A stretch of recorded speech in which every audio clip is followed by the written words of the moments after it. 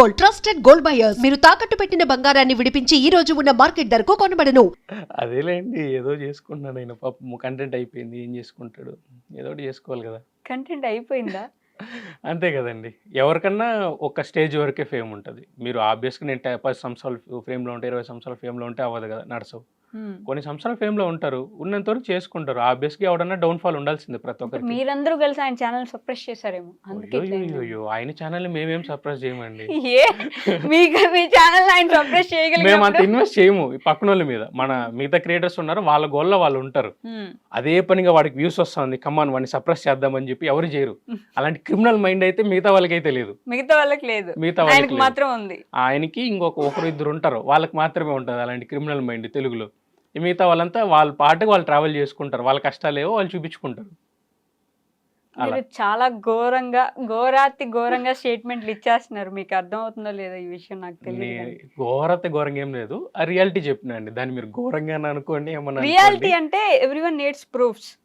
ఏం ప్రూఫ్స్ ఉన్నాయని మీరు అంత ధైర్యంగా అవును తనే ఇట్లా చేశాడు, తన వల్లే నేను ఇబ్బంది పడ్డాను, లేకపోతే తను ఇంతే అని చెప్పగలరు?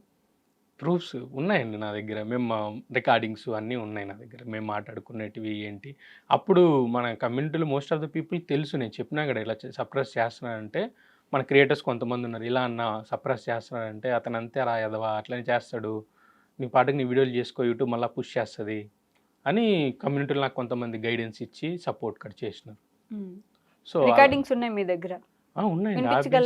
ఇప్పుడు ఫోన్ ఆడుంది, ఫోన్ అయితే లేదుగా రికార్డింగ్స్కి. ఫోన్ ఉంటే వినిపించేవాడిని, ఫోన్ ఉంటే వినిపిస్తాలేండి మీకు.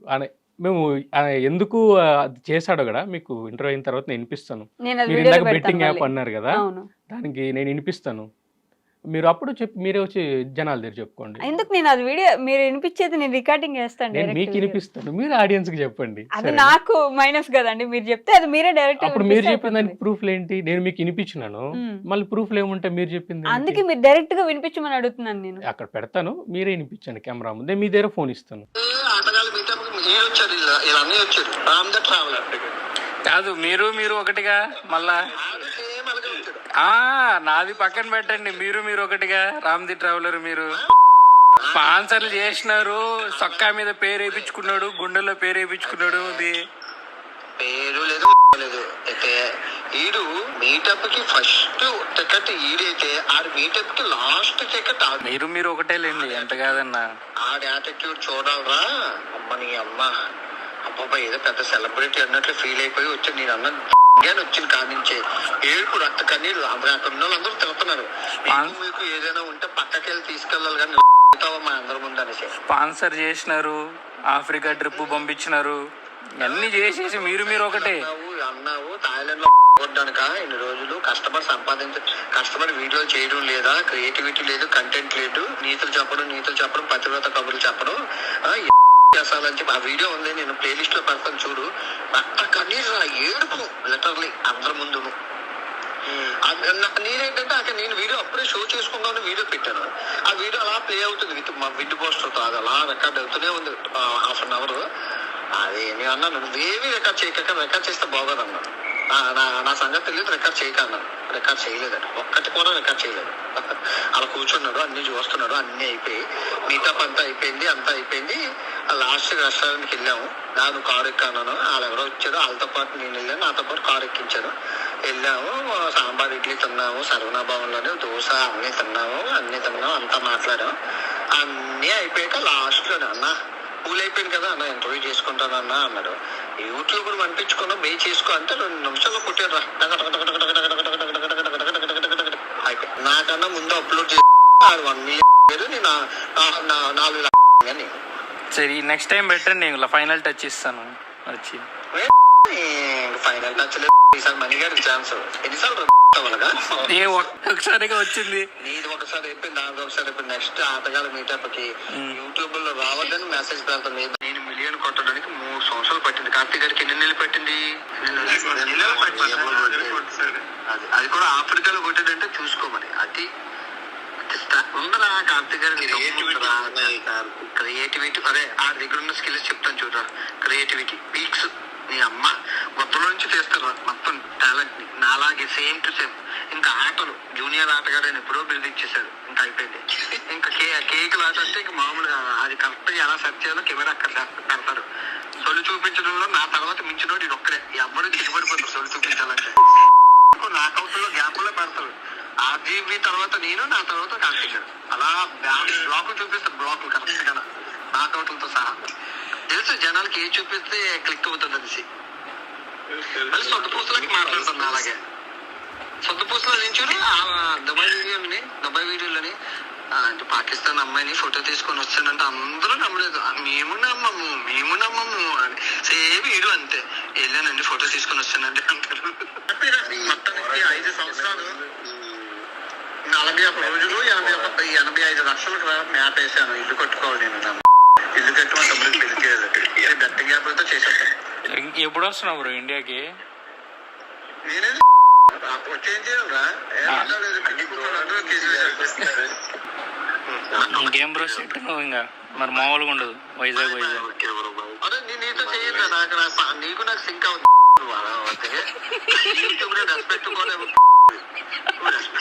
Okay no issue. నాకు అదే కావాలి కానీ అండ్ ఇంకొకటి ఇందాక బెట్టింగ్ గురించి మాట్లాడుతున్నాం కాబట్టి నేను మీ గురించి అనట్లేదు.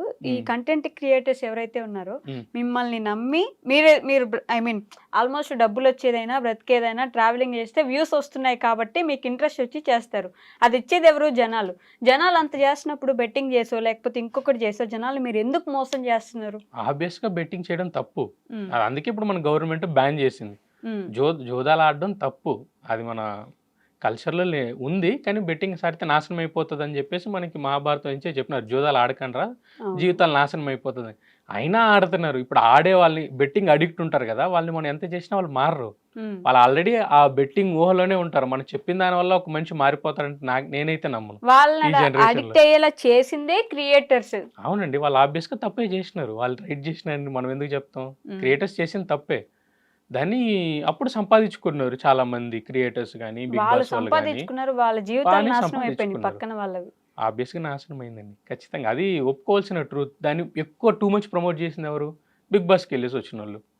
బాగా ప్రమోట్ చేసుకున్నారు, బాగా సంపాదించుకున్నారు. సో వాళ్ళని అడగాలి మీరు ఎందుకు చేసినారు అనేసి.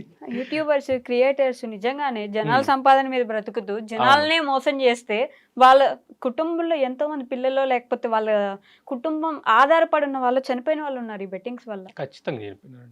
మరి ఎంత దారుణమైన విషయం అది. చాలా మంచి విషయం ఆయన చేసింది. బెట్టింగ్స్ బంద్ చేయించినారు. అది చాలా అప్రిషియేట్ చేయాల్సిన విషయం. ఎందుకంటే బెట్టింగ్స్ బంద్ చేయించినారు కదా, రీచ్ గవర్నమెంట్ దాకా వెళ్ళింది.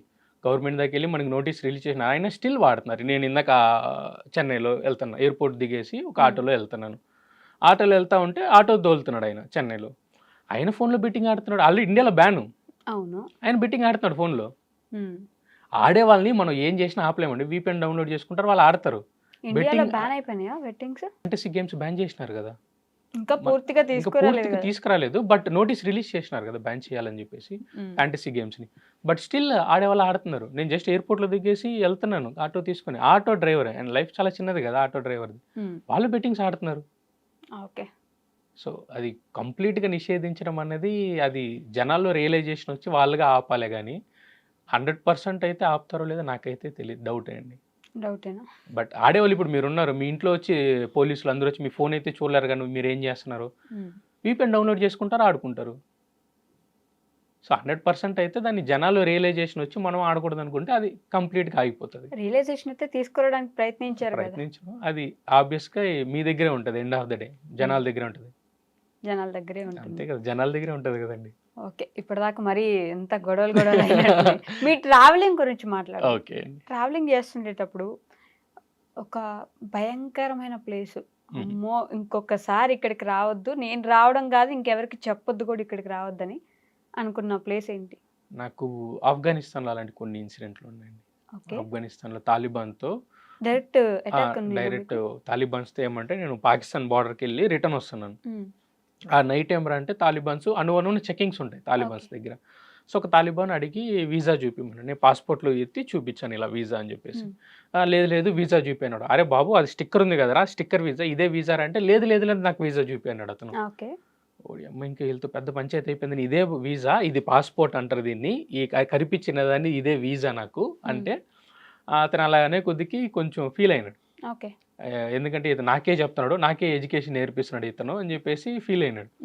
ఫీల్ అయ్యి ఇంక నా ఎక్కడున్న హాస్టల్స్, హోటల్ డీటెయిల్స్ అన్నీ కనుక్కొని వాళ్ళకంతా ఫోన్ చేసి నా కోసం ఒక హాఫ్ అన్ అవర్ స్టాప్ చేసినాడు. ఓకే. సో సక్సెస్ఫుల్లీ ఎలానో అలా హోటల్కి వచ్చేసాను. మిడ్ నైట్ 12-1 అవుతుంది. ఒక 5 మంది 6 మంది తాలిబాన్స్ ఉంటారు, మొత్తం బుల్లెట్ ప్రూఫ్ జాకెట్స్ అన్నీ వేసుకొని పెద్ద పెద్ద గన్నులు పెట్టుకొని సడన్గా రూమ్లోకి డోర్ కొట్టి రూమ్లోకి వచ్చి చెక్ చేసినారు. ఓకే. ఫుల్ స్లీప్లో ఉన్నాను నేను. స్లీప్లో లేచి చూసే కొద్దికి ఎవరన్నా